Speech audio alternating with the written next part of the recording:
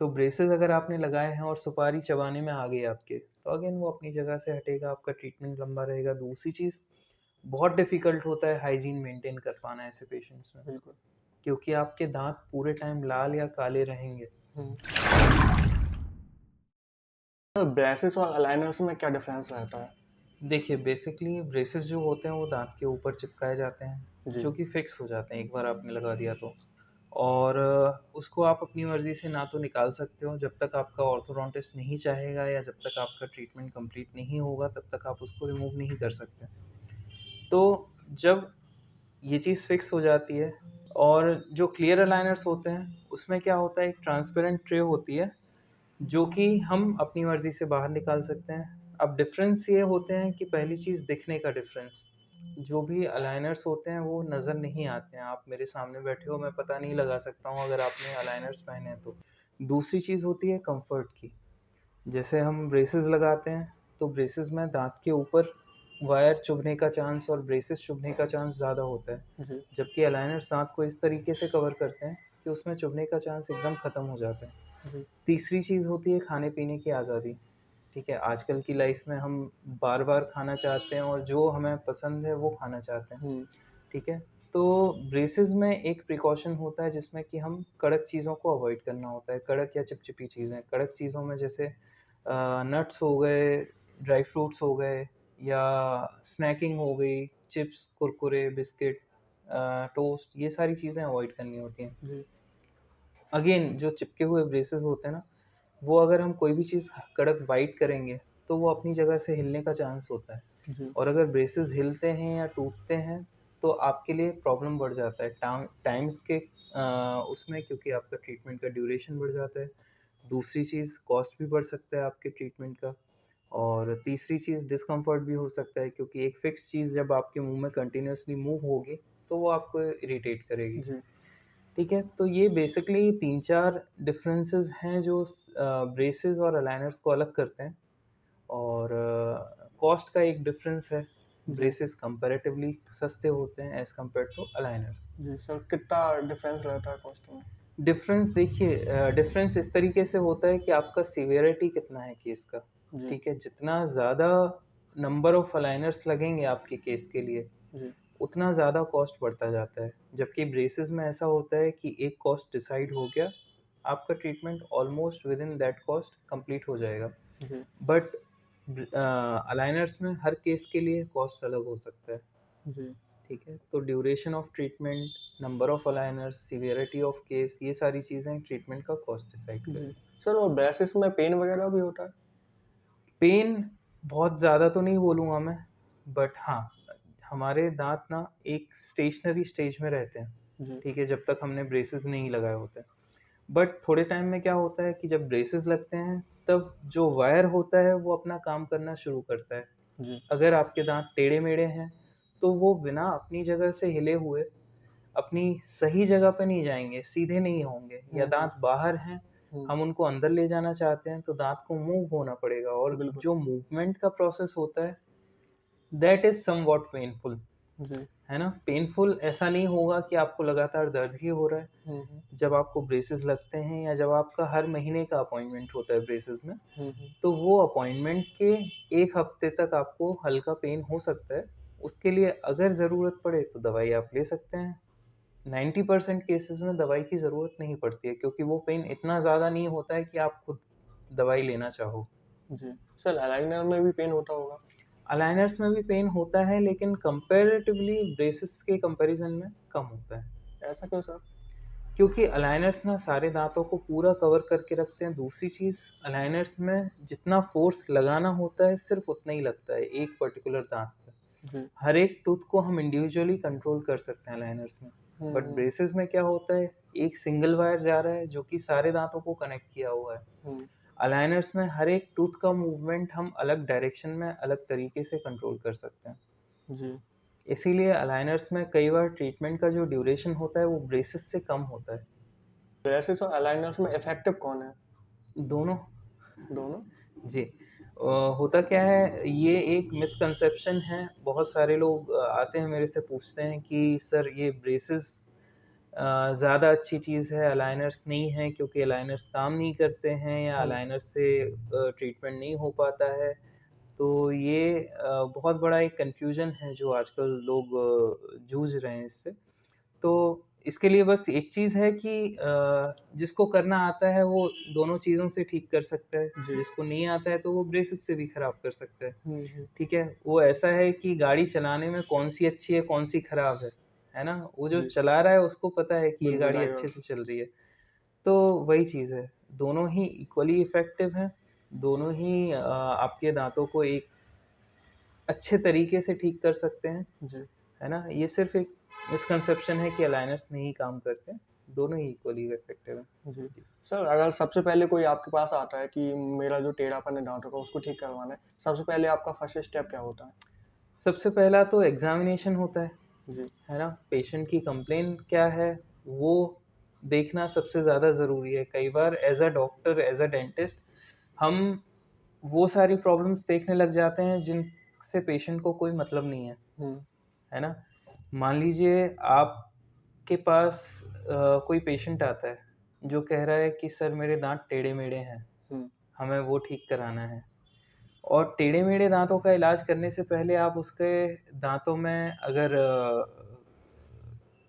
कुछ और प्रॉब्लम है, जैसे कलर चेंज हो रहा है किसी दाँत का या जी, कुछ ऐसे प्रॉब्लम, तो सबसे पहले हमें ये देखना है कि पेशेंट की कंप्लेन क्या है? हुँ, पेशेंट की कंप्लेन से रिलेटेड उसको सबसे पहले ट्रीटमेंट बताना है, जी, ठीक है? तो एग्ज़ामिनेशन पहला स्टेप होता है, जो भी एक्स-रेज़ ज़रूरी हैं उसके लिए, वो हम करते हैं, ताकि हमें अंदर के स्ट्रक्चर्स का पता चले। उसके बाद हम पेशेंट्स को सारी चीज़ें एक्सप्लेन करते हैं कि उसके दाँतों में एडिशनली अगर कोई प्रॉब्लम है और वो प्रॉब्लम अगर हमें ब्रेसेस या अलाइनर्स के ट्रीटमेंट से पहले एड्रेस करना ज़रूरी है, हुँ, तो वो हम पेशेंट को समझाएँगे, पेशेंट को उस चीज़ का इम्पोर्टेंस बताएँगे और उसके बाद ब्रेसेस का या अलाइनर्स का क्या ड्यूरेशन रहेगा, उसमें दाँत निकालने की ज़रूरत पड़ेगी या नहीं पड़ेगी या ट्रीटमेंट में कितना खर्चा आएगा, ये सारी चीज़ें हम पेशेंट से डिस्कस करते हैं। और सारे रिकॉर्ड्स इवैल्यूएट करने के बाद पेशेंट से हम कंसेंट लेते हैं कि जी, उन्हें सारी चीज़ें बताई गई हैं। उसके बाद पेशेंट और जब हम दोनों लोग एग्री करते हैं, तब फिर पेशेंट का ट्रीटमेंट एक्चुअल में शुरू करते हैं। जी। कॉस्ट रेंज क्या होता है? देखिए कॉस्ट रेंज बहुत सारी चीज़ों पर डिपेंड करता है। अगेन मैं जैसे सबसे पहली और सबसे इम्पोर्टेंट चीज़ होती है जो डॉक्टर है या जी, ऑर्थोडोंटिस्ट है, उसके एक्सपीरियंस के ऊपर, उसके स्किल के ऊपर डिपेंड करता है, जी, ठीक है? क्योंकि आपको सुनने में आएगा कि कोई ऑर्थोडोंटिस्ट ट्रीटमेंट कर रहा है 15,000 में, कोई ऑर्थोडोंटिस्ट 35,000 भी ले रहा है, कोई जी, ऑर्थोडोंटिस्ट 50,000 भी ले रहा है। तो ये सारी चीज़ें सबसे पहला स्किल, दूसरी चीज़ होती है मटेरियल कौन-सा यूज़ कर रहे हैं, हुँ, क्योंकि मार्केट में इतने मटेरियल्स अवेलेबल हैं आज की डेट में कि आप पता ही नहीं लगा सकते कि कौन-सा अच्छा, कौन-सा खराब। जी, ठीक है, चाइनीज़ मटेरियल्स इतने आ रहे हैं कि हमें एक्चुअली नहीं पता कि अच्छा मटेरियल कहाँ है, जी, ठीक है? तो आई वुड सजेस्ट कि आप अच्छे ऑर्थोडोंटिस्ट के पास जाएँ, अच्छा मटेरियल यूज़ करें, हुँ, क्योंकि जो भी ब्रेसेस आप लगा रहे हैं, वो आपके मुँह के अंदर रहना है 24/7, बिल्कुल। ठीक है?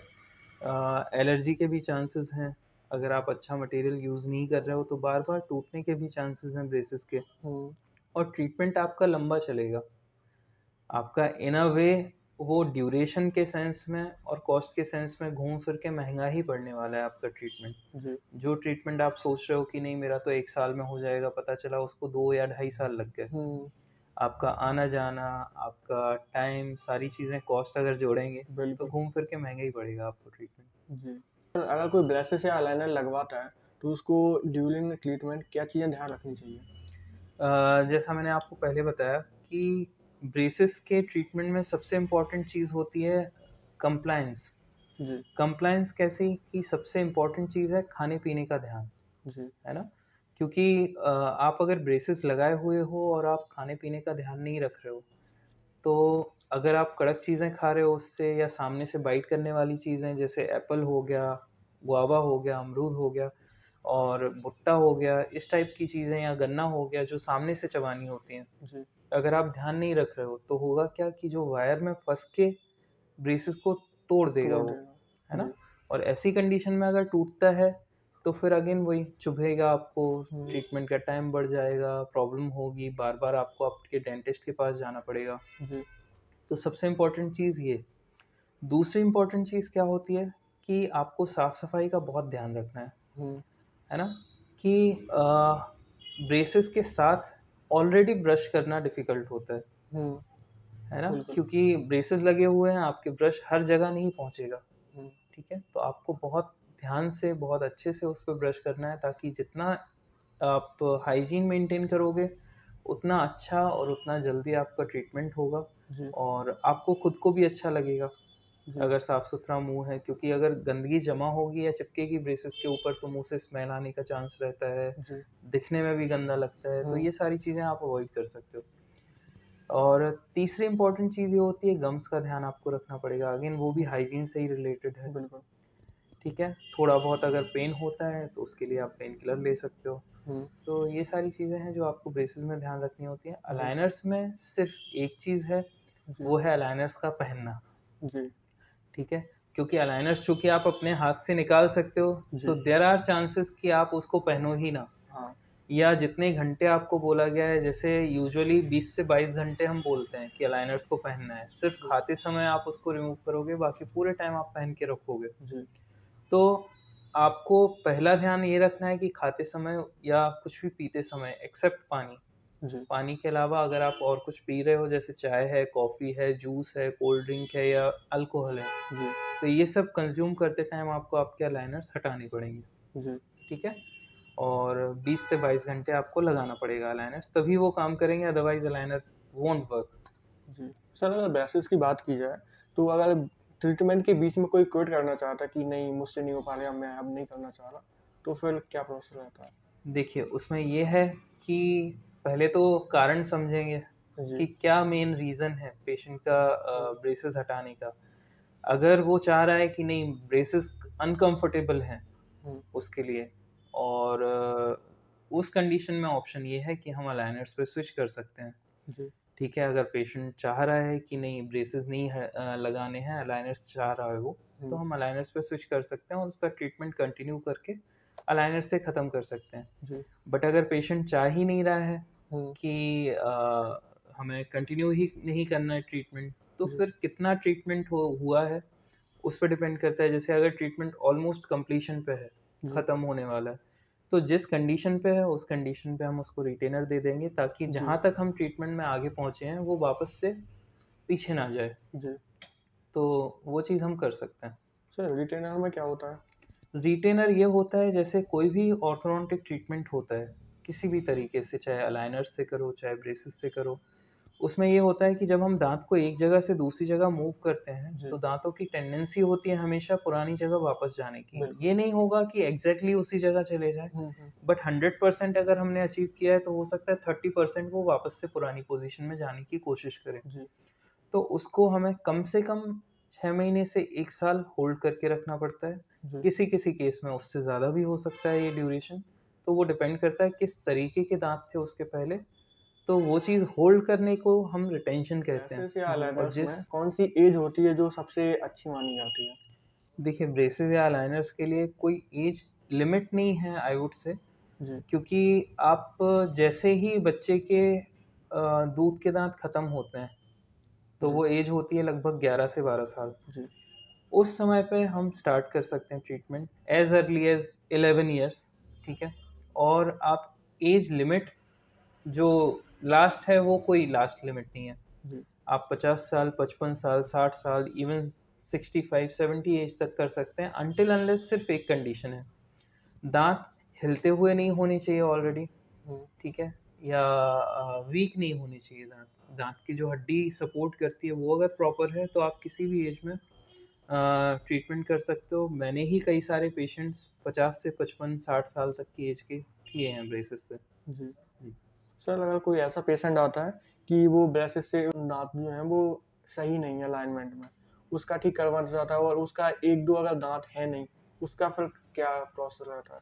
वो देखना पड़ेगा कि अगर वो दाँत लगवाने के लिए ब्रेसेस का इलाज करा रहा है, कि हुँ, जैसे अगर बीच में कोई दाँत है नहीं, हुँ, और नया दाँत लगाने के लिए जगह कम पड़ रही है, हुँ, तो हम ब्रेसेस से वो दाँत के लिए प्रॉपर जगह क्रिएट कर सकते हैं, जी, बाकी दाँतों को दूर-दूर करके। जी, या फिर दूसरा ऑप्शन ये होता है कि जो दाँत नहीं है, हुँ, उसका गैप हम पूरी तरह से क्लोज़ भी कर सकते हैं ब्रेसेस की हेल्प से। हम जी, बेसिकली ब्रेसेस या अलाइनर्स में दाँतों को मूव करा सकते हैं, जी, है ना?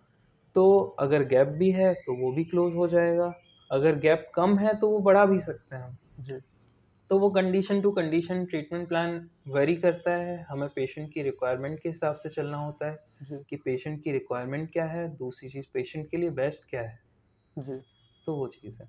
सर और ट्रीटमेंट का रेंज क्या रहता है? मतलब मिनिमम से मिनिमम और मैक्स से मैक्स? देखिए मिनिमम से मिनिमम इन्विसालाइन से मैं 3 महीने में भी 3 ट्रीटमेंट महीने करता में? हूँ। जी। वाह! और मैक्सिमम तो 3 साल, 4 साल भी हो सकता है। जी, वो अगेन डिपेंड करता है कि किस तरह का केस है। जी, अगर बहुत सिंपल सा केस है तो जल्दी ठीक हो जाएगा, जी, बहुत डिफ़िकल्ट केस है तो उसमें समय ज़्यादा लगेगा। जी। सर आप अपने क्लिनिक पे किस-किस तरह के केस डील करते हैं? देखिए मैं यहाँ भोपाल में हर तरीके के आई वुड से कि जी, जिसमें टेढ़े-मेढ़े दाँत या दाँतों के बीच में गैप है, किसी के दाँत ये यहाँ कैनाइन्स बहुत ऊपर होते हैं जिनको बेसिकली ड्रैकुला टीथ बोलते हैं, जी, वो बाहर होते हैं। फिर दाँत बाहर वाले कई सारे पेशेंट आते हैं जिनको दाँत अपने बाहर लगते हैं, वो अंदर करने का। जी, कई बार बच्चों में नीचे का जबड़ा छोटा होता है, तो वो जबड़े को बढ़ाने के लिए लगभग वही 12-13 साल की एज में अगर जी, पेशेंट आता है मेरे पास, तो जबड़े की ग्रोथ के लिए हम प्लेट्स भी दे सकते हैं, जिससे जबड़ा ग्रो हो जाए और बाद में उसको बिना दाँत निकाले हम ट्रीटमेंट कर सकें। और मायोफंक्शनल अप्लायंसेस होती हैं, जी, क्लेफ्ट के पेशेंट्स होते हैं जिनका तालू कटा हुआ हो या होंठ कटा हुआ हो, इस तरीके के पेशेंट, डेंटल इम्प्लांट्स भी हम प्रैक्टिस करते हैं। जी, और बाकी इसके अलावा जनरल डेंटिस्ट्री में root canal, fillings, cleaning, scaling, teeth whitening और सारे बाकी सारे जितने भी प्रोसीजर्स होते हैं वो हम प्रैक्टिस करते हैं यहाँ पे। जी। सर और आपकी क्लिनिक में कौन-कौन सी बड़ी इक्विपमेंट हैं जो आपको यूज़ में लेते हैं आप? देखिए सबसे मेन और सबसे एडवांस चीज़ जो अभी रिसेंटली हम लोगों ने एक्वायर किया है वो है जी, इंट्राओरल स्कैनर, जी, जो कि कंपैटिबल है विथ इनविजिलाइन क्लियर अलाइनर्स। और इससे क्या होता है कि जो हम यूजुअली दाँतों का मेजरमेंट लेने के लिए मुँह हुँ, में ट्रे रखते हैं और वो gooey सा मटेरियल होता है, हर किसी को नहीं कंफर्टेबल लगता है कि हुँ, आप हुँ, मुँह के अंदर इतनी देर तक कुछ रखो। जी, तो उसको रिप्लेस करने के लिए लेटेस्ट चीज़ जो है वो ये है। जी, दूसरी चीज़ इम्प्लांट्स के लिए हमारे पास इन हाउस पूरा सेटअप है जिसमें हम physio dispenser, implant planning software और भी कई सारी चीज़ें हैं कि हम इम्प्लांट्स की प्लानिंग और प्लेसमेंट यहीं पे कर सकते हैं। तीसरी चीज़ डेंटल लेज़र है हमारे पास जिसमें जी, कई सारे प्रोसीजर्स ऐसे होते हैं जिसमें बिना ब्लीडिंग के हम हुँ, उनको परफ़ॉर्म कर सकते हैं और पेशेंट विदिन अ डे और 2 एकदम कंफर्टेबल हो जाता है उस चीज़ से। जी, और लेटेस्ट हम मशीन के द्वारा रूट कैनाल्स और बाकी सारे प्रोसीजर्स करते हैं। हमारे पास ऑटोक्लेव है जो कि इंस्ट्रूमेंट को स्टरलाइज़ करने के लिए बेस्ट है, गोल्ड स्टैंडर्ड। हम आपके बारे में जानना चाहेंगे।